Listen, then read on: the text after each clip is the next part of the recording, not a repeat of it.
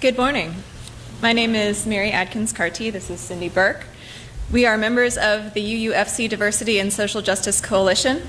For the sake of time, we will actually be skipping hymn number 168 and moving on to the LGBTQ discrimination section of this service. During our last service on August 9th, we went over a great deal of terminology that is important to the LGBTQ+ community. It is important that we, as a congregation striving to renew our welcoming congregation status, understand the terminology currently in use in order to demonstrate that we as a congregation take the time to educate ourselves on LGBTQ+ issues so that we can better understand our LGBTQ+ neighbors and congregation members, and so that our language is the language of real allies. We went over the terms lesbian, gay, bisexual, transgender, and also queer during the last service. As a reminder, the term queer is now being used as an umbrella term for the LGBTQ+ community and can include any number of non-heterosexual or not cisgendered sexual and/or gender identities. Q can also mean questioning in the complex world of sex, sexuality, and gender identities. We also reviewed the distinctions between gender, sex, sexuality, and romantic orientations. These are, once again, all important but discrete and separate parts of one's total identity. Hegemonic masculinity and femininity encourage assumptions about a person or person's sexuality based on their perceived gender and vice versa. However, a person could have any number of conceivable combinations of these aspects of identity. Hegemonic masculinity and femininity also generally encourage assumed correlations between one's sex assigned at birth based on biological factors and one's gender.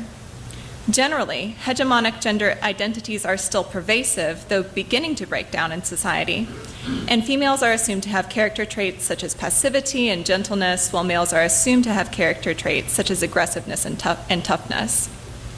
These are stereotypes and assumptions that do not hold true for all people, and sometimes not even most.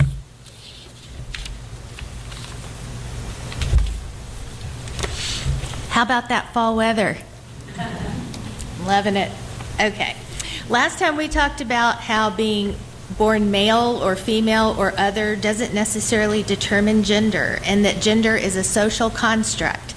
Cisgender is the term for a person whose gender and the sex they were assigned at birth match. For example, a person assigned female at birth who grows up to identify as a woman is cisgender. The umbrella term for anyone whose sex and gender identity don't match according to cultural norms is genderqueer. There are, in fact, more than two genders.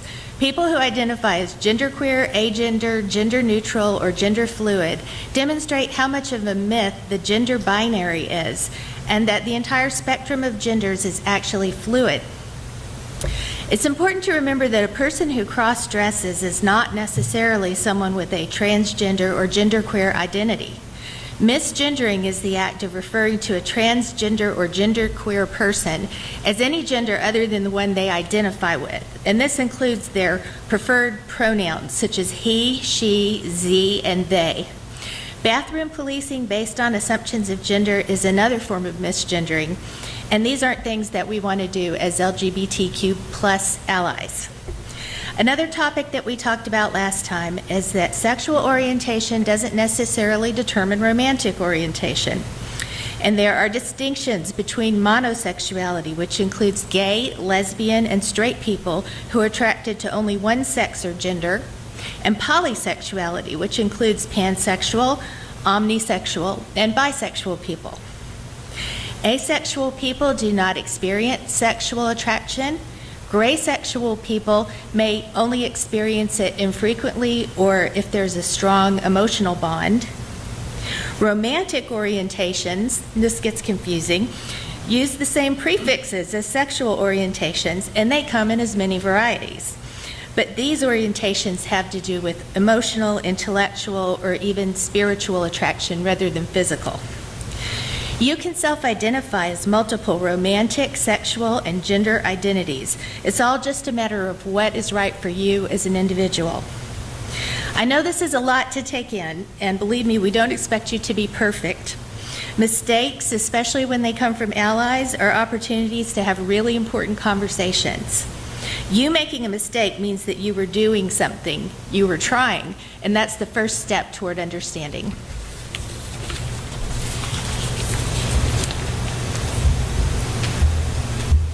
I would like to introduce our first speaker. Heidi Friedberg Campbell was born to secular Jewish humanist parents, raised in a conventional Long Island, New York town. Gatsby didn't live there. And then moved to Teaneck, New Jersey, near New York City, where she began her working life after college. Before coming to Clemson, South Carolina, she had worked for 7 years as a program assistant at William T. Grant Foundation in New York City. Heidi's husband, Robert, has been a psychology professor at Clemson for the past 24 years. Since moving to Clemson, Heidi has worked as an English as a second language tutor, held several support staff jobs, and received a Master's of Education in Community Counseling. She has been a participating member of UUFC for almost 20 years and is currently our Family Promise Support Church coordinator. Concern for people's basic human rights has been an important part of her upbringing and her belief system. Heidi describes herself as a realist. She battles her worrywart nature with humor, friendships, reading, art and music appreciation, and lots of movie watching. Heidi also wants you to know that her son signed off on all of the content of her upcoming presentation.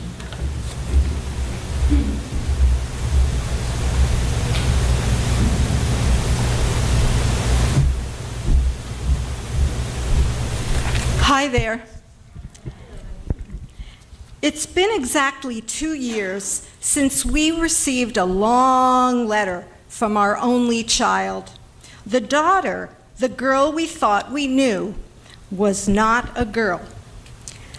Quote, "I'm some type of a transgender man, not the most masculine, but definitely not a woman, a he, not a she." Ezra, his chosen name, was 20 years old. I'm going to be honest, this was a revelation that shook Robert and me to the core. How could this be? We thought we knew our child. This is some of what we did know. Ezra had appeared to us as a female all those years. A bit quirky, sensitive, a poet-writer, intense, an ally of the LGBTQ community. By age 17, came out as bisexual. He had a college boyfriend during a time when he still was presenting as female. There were phases, stages, changes of mind, and for a time, an eating disorder. We also recognized, unrelated to that, some anxiety and attention deficit disorders issues. Reminds me of me. Growing up, Ezra received compliments from adults about his writing, talents, and poise. Yet, he revealed feeling awkward and on the shy side. He loved his circle of friends. He had always been kind to friends, but often came across as a rude and angry teenager towards us parents, especially me, the mom. None of this prepared us for the ultimate news in the letter. Ezra had joined the Gender Exploration Society at college, and a year before coming out, began asking us to watch some movies and videos about transgender people. But Rob and I didn't give this too much credence. He was living in New Orleans, taking gender studies classes after all. Ezra had not yet revealed to us any personal confusion about gender identity. In the letter, one sentence was, quote, "Even in my mid-teens, I was still pretty much a girl." Our child did not fit the most common transgender stories. A young child insisting, "I'm not a girl, I'm a boy," or always seeming masculine. We have learned a lot, as we have had to, There are all kinds of people, and therefore there are all kinds of transgender people. But Robert and I shared disbelief, confusion, and grief over the loss of the daughter we thought we had. We hadn't realized, as stated in the letter, our child's unhappiness with the female body he had and his gender dysphoria. I wondered with sadness how our child could be that unhappy with his female body. Was it something I did? Was it testosterone in the womb when I carried my baby? There are many theories: biological, psychological, sociological. Gender is a social construct, gender is fluid, and so on. But we didn't have a definitive answer about our kid, and we still don't expect to. I cried often at first and continued at moments for a long time to come. Why was this happening? What were the odds? So what did we do in the aftermath? I called Reverend Terry immediately. Robert and I went to seek her pastoral counsel. All three of us Campbells made appointments with our own therapists.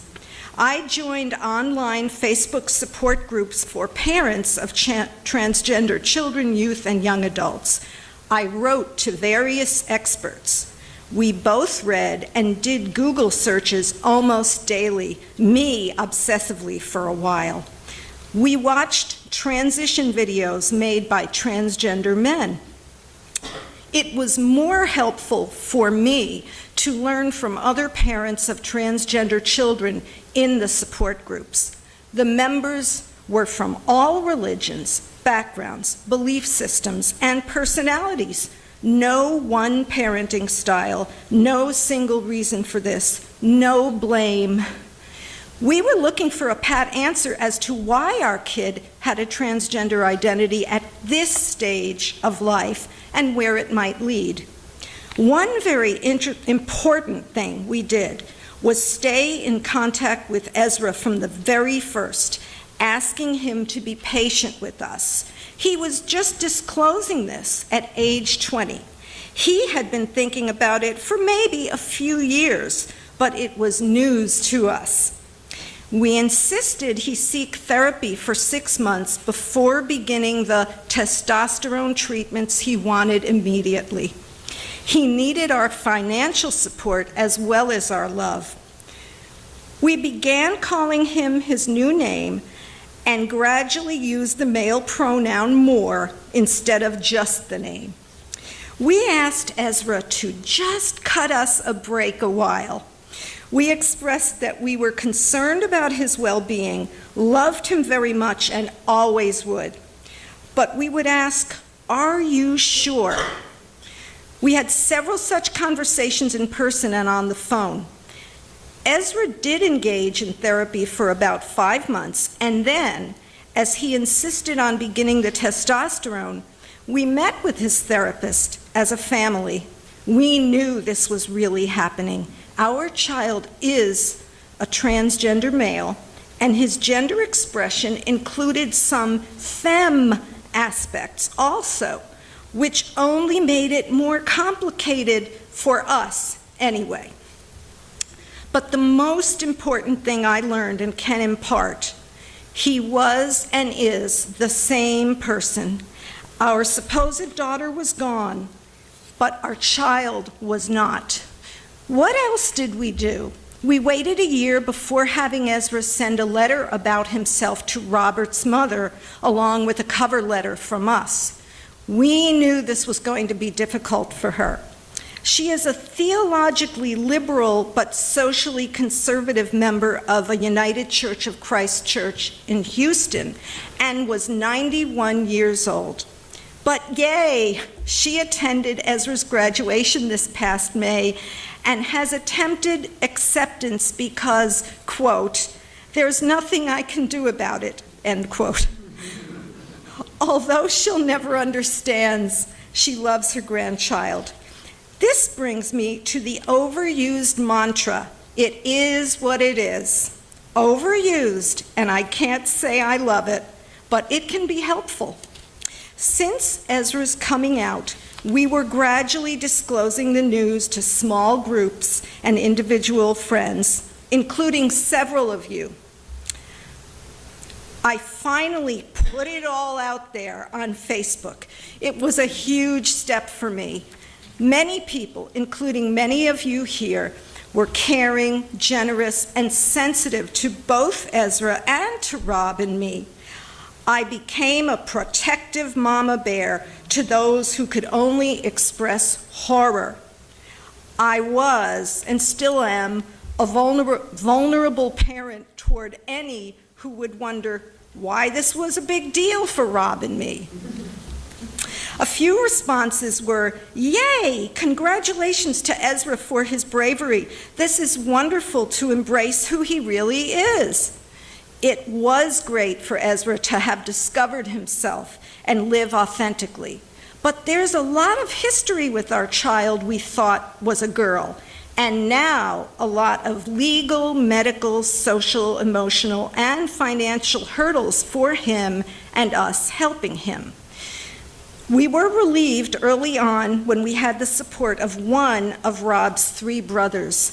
Sadly, we haven't gotten any from the other 2. My brother asked questions out of genuine surprise, but he's been a cool uncle.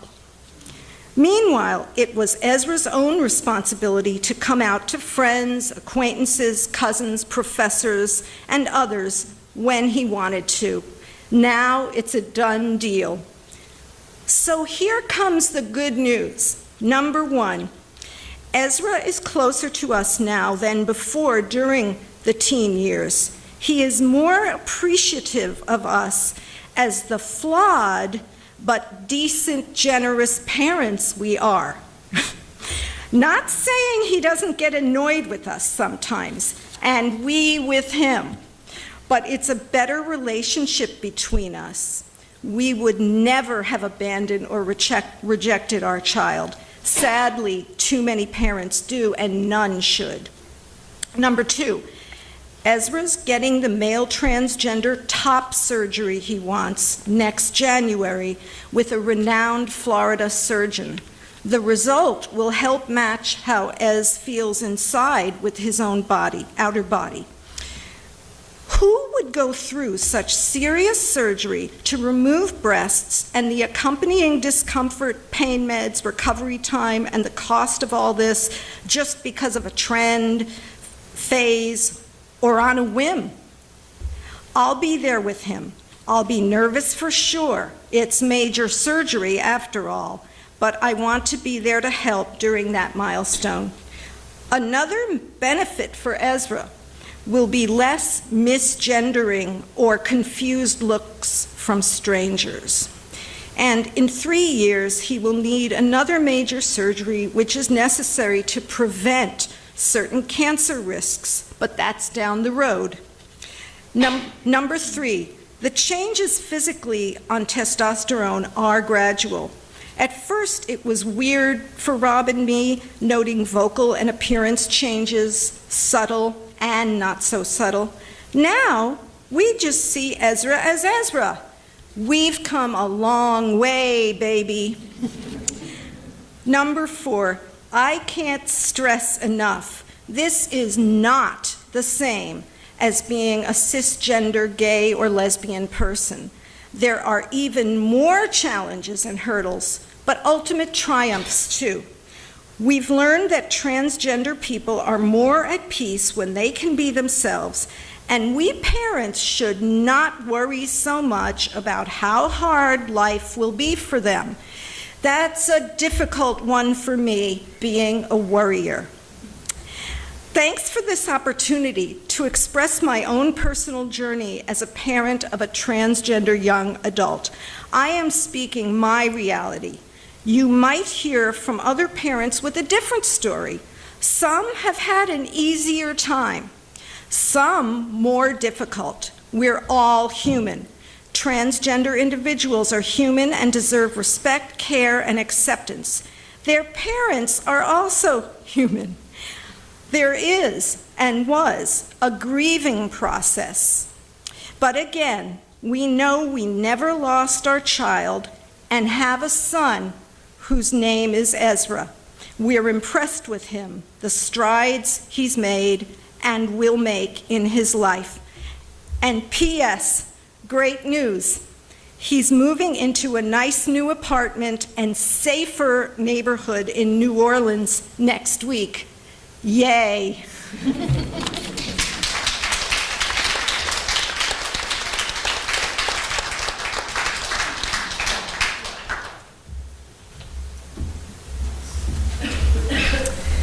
Okay, I'm introducing the next speaker.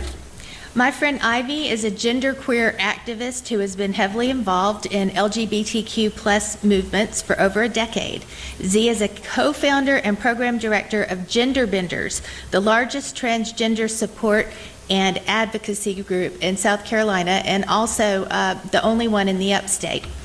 Ivy also currently serves on the advisory board of the Campaign for Southern Equality, a grassroots campaign working to bring full equality to the South. In 2014, Z received the Ryan Wilson Equality Award for outstanding advocacy for equality for the LGBTQ plus community of South Carolina. Earlier this year, Ivy was honored to present on the TEDx Greenville stage. Please welcome my friend Ivy Hill.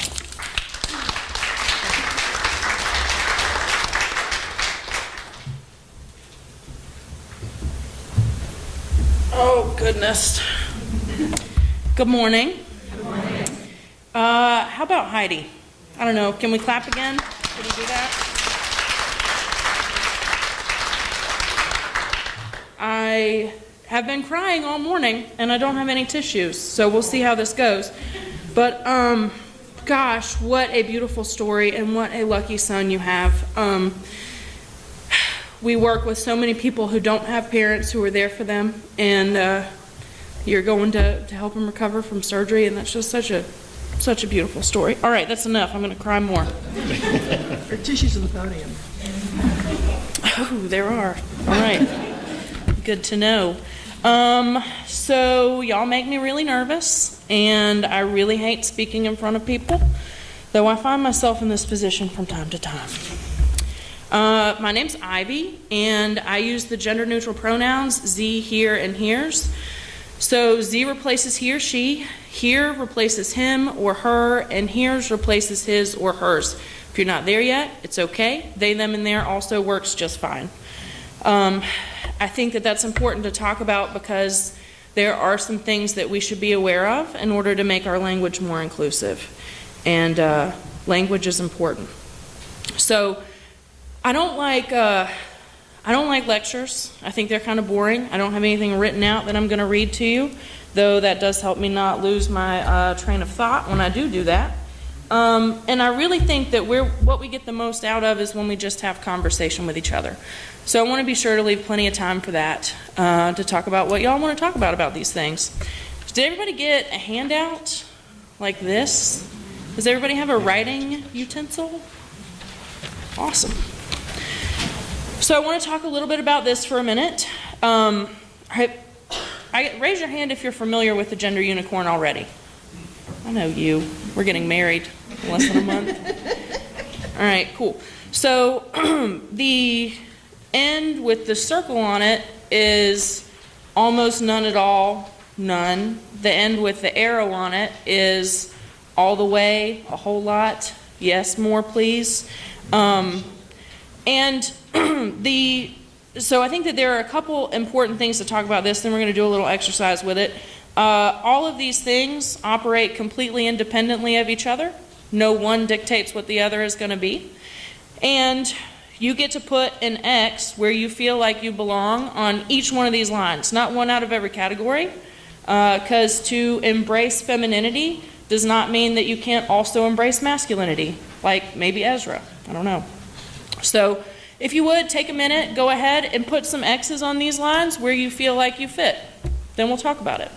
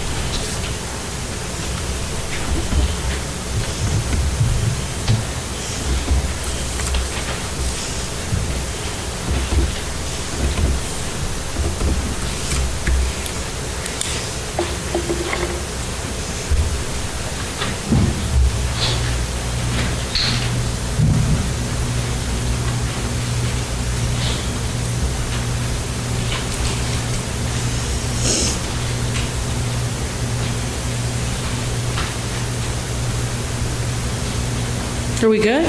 Are we still working?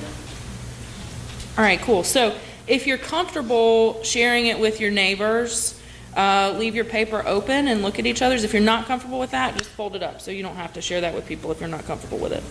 And look at each other's. And I think that there's something to notice about that I would be really surprised if any of us in here had all of our X's on the same place on all of these lines. I think that's a pretty slim chance.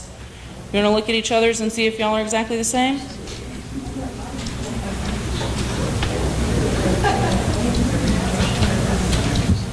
Are we a little different?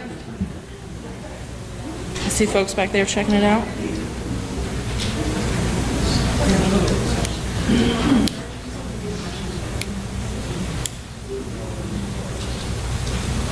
Y'all see some differences there with each other and how like we're all a little different? I think that that's a fun exercise, and that the number of identities that exist, the number of expressions and sexual attraction and romantic attraction, these differences are only limited by the number of people that exist, and we're all going to be a little different. So I think that's cool. So y'all are going to have to talk back with me. We're going to have some conversation. Which of these can you see when you look at a person, when you look at your neighbor? Which of these do you see? Which of these categories?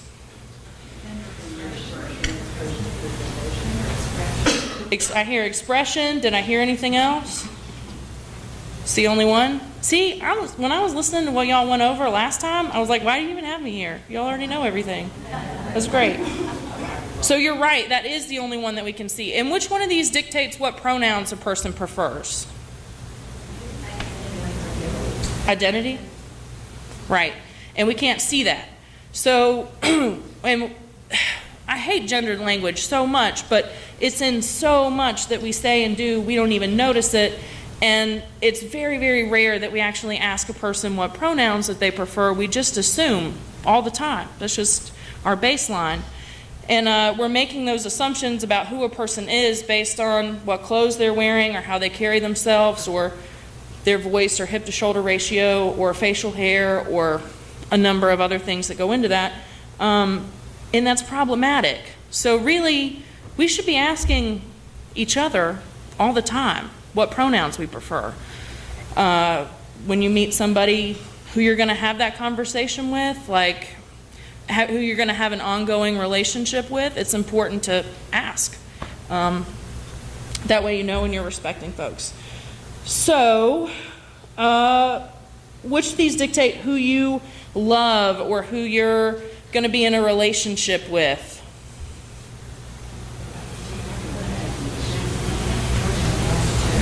The last two? Both of them. Yeah, totally. Awesome. I think that that's great. I've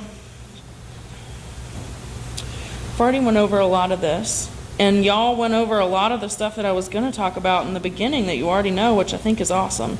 But I think that this is important to talk about because the more that we understand about gender, identity, expression, sex, sexual attraction, romantic attraction, the more we know, the better we can do, and then we can be better allies. We have a real epidemic in our community, especially among trans teens, of suicide. Our attempted suicide rate is 41% versus like 4.2 of the general population, which is almost 10 times the national average.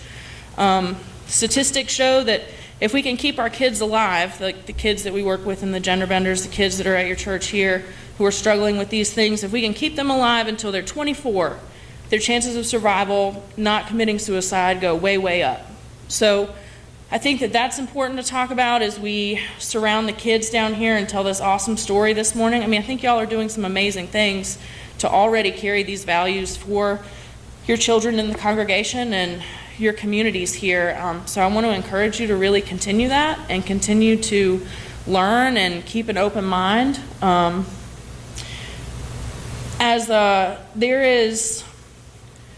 There's a sociologist named Durkheim, and they say that as your level of connectivity goes up in community, your risk of suicide goes down. So what I hear a lot with the folks that we work with, and even in my personal history, I guess I should talk about myself instead of them, shouldn't I? So I come out to my parents for the first time when I was about 13 years old. And they went to the Church of Christ. They were really conservative. And I was told that if they ever found out that I was seeing somebody of the same sex, they were going to send me to reparative therapy. So I was immediately pushed back in the closet because I didn't want to go through that, right? I finally came out to them again when I was 16, and they kicked me out of their house, and I was homeless for a little while. I got kicked out of the leadership team in the church that I was attending. I lost a lot of friends, and so my level of connectivity went way down all of a sudden when I came out, right? And so my risk of suicide went way up, and that was something that I struggled with. And I think that that's important to talk about. I see this a lot with people in our group, in our community. They come out, their level of connectivity goes down, and then their risk of suicide goes up. So it's really important. The work that y'all do here is amazing for the community. You really, really are saving lives. And learning about these things and having these conversations and holding safe space for trans folks and LGBTQ plus folks all across the board is amazing. I wish we had more fellowships like y'all in the upstate. So another really big issue that our community faces is murder, particularly with trans women of color. When we look just at the U.S. so far this year, we've already lost 22 trans women of color, and that's only people who are actually recognized as trans women when the media is reporting that. So that number is actually way, way higher. But we lose worldwide a trans person every 29 hours because there's such fear and hatred around this issue. I think people are really terrified, especially for feminine presenting folks, because we really, really have an issue with shaming femininity in people, even outside of the trans community, looking at gay men too, or anybody who just expresses themselves more femininely. So I just think that what y'all are doing is amazing, and having these conversations helps to fight that stigma, and it really makes a huge difference. So I want to hear from y'all. I want to talk about what y'all want to talk about. I want to leave time for questions. I'm really excited about that part. I like it much more than presenting. And I think that that's where the magic happens, and where we get to talk about the things that y'all are interested in and want to learn more about. So, I don't know. I'm ready for that.